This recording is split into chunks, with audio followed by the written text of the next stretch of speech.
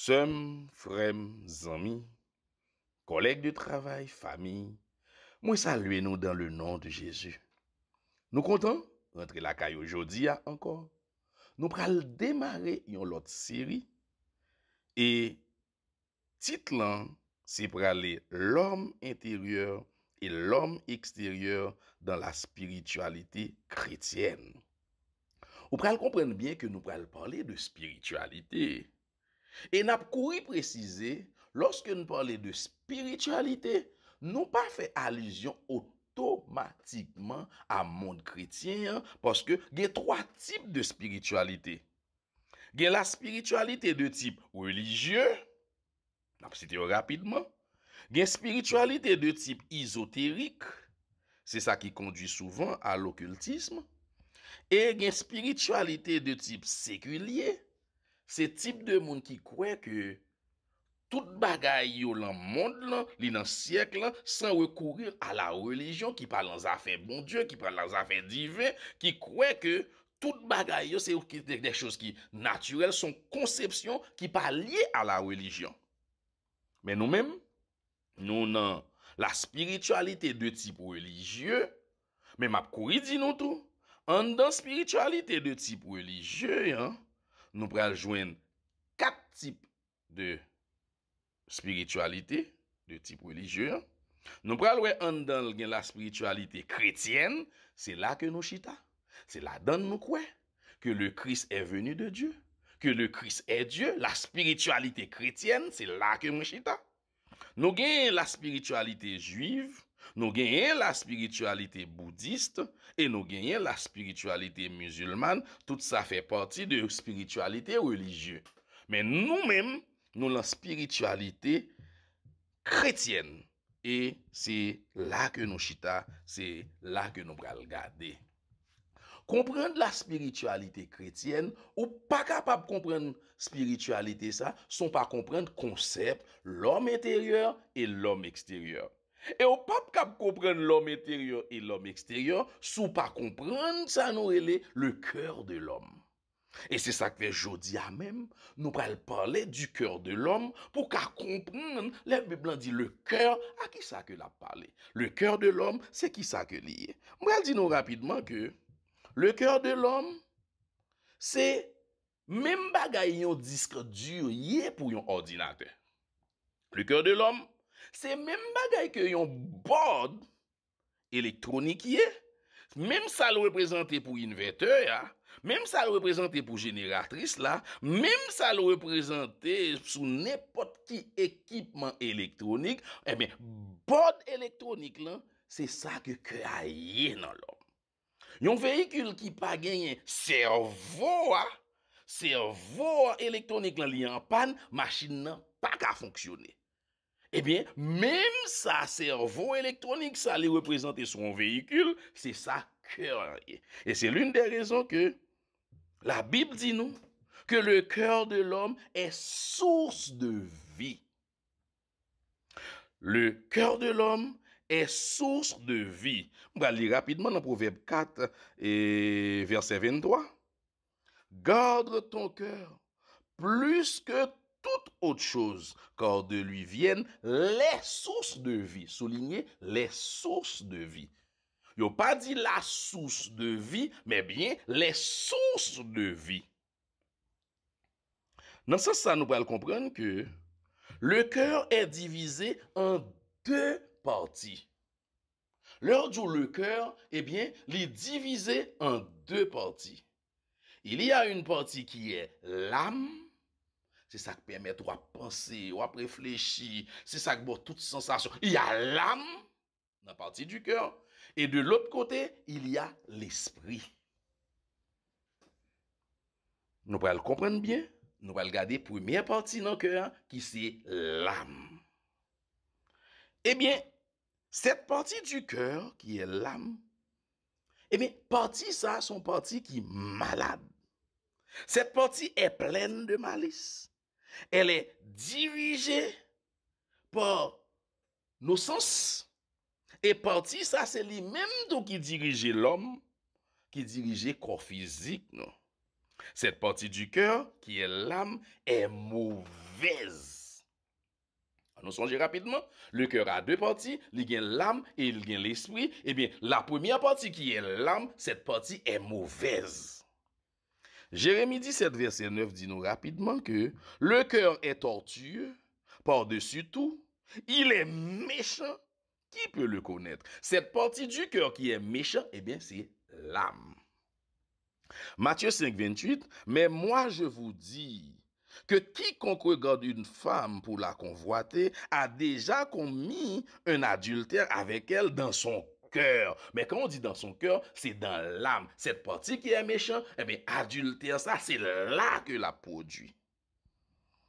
Marc 7, 6, Jésus leur répondit, hypocrite, Ésaïe a bien prophétisé sur vous, ainsi qu'il est écrit, ce peuple m'honore des lèvres, mais son cœur est éloigné de moi. Son cœur, cette partie de l'âme qui est méchante, cette partie de l'âme qui est mauvaise, eh bien, elle est éloignée de Dieu. Donc, l'âme étant le remote contrôle qui dirige l'homme, c'est aussi elle qui permet à l'homme d'exister. L'âme représente en ce sens l'homme extérieur. Puisque c'est aussi elle qui permet à l'homme d'exister, eh bien, l'on dit l'homme extérieur par l'autre bagaille que l'âme. Parce que l'âme dirige l'homme extérieur. L'âme a dirigé nous. Marc 7, les versets 20 à 23, on va lire rapidement. Il dit encore, ce qui sort de l'homme, c'est ce qui suit l'homme. Car c'est du dedans, c'est du cœur des hommes, que sortent les mauvaises pensées, les adultères, les impudicités, les meurtres, les vols, les cupidités, les méchancetés, la fraude, le dérèglement, le regard envieux, la calomnie, l'orgueil, la folie. Toutes ces choses mauvaises sortent du dedans et souillent l'homme. Toutes ces choses mauvaises sortent du dedans, ça veut dire dans le cœur de l'homme. Ou que ça dans le cœur de l'homme? Dans la partie de l'âme, quand c'est cette partie qui est mauvaise, c'est cette partie qui est méchante.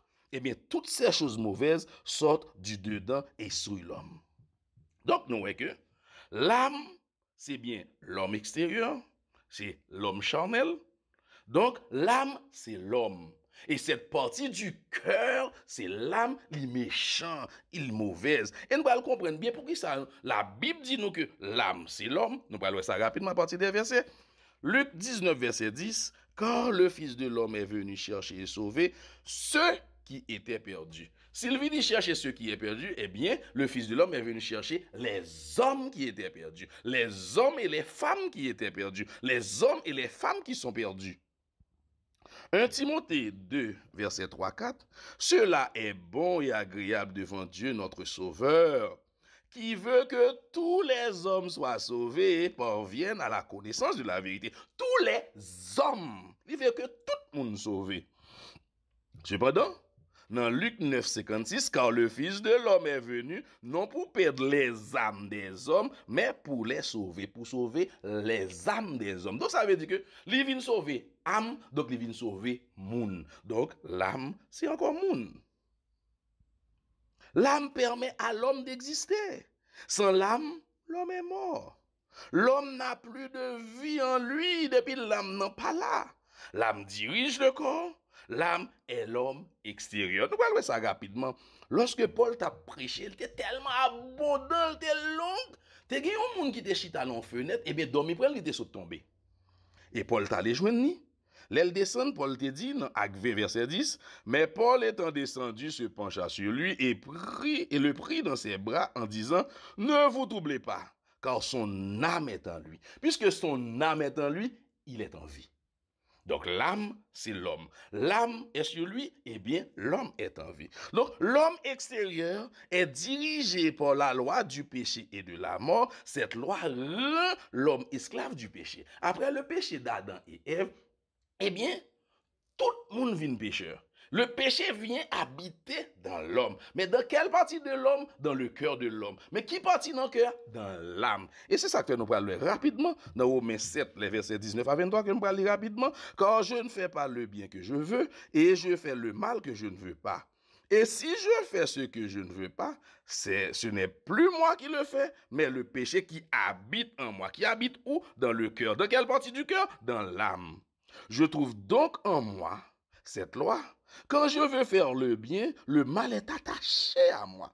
Car je prends plaisir à la loi de Dieu selon l'homme intérieur. Nous allons voir puis devant l'homme intérieur, eh bien c'est l'autre partie du cœur qui habite l'esprit. Eh bien cette partie du cœur, eh bien c'est l'homme intérieur qui prend plaisir à la loi de Dieu. Ok? Verset 23. Mais je vois dans mes membres une autre loi qui lutte contre la loi de mon entendement et qui me rend captif de la loi du péché qui est dans mes membres.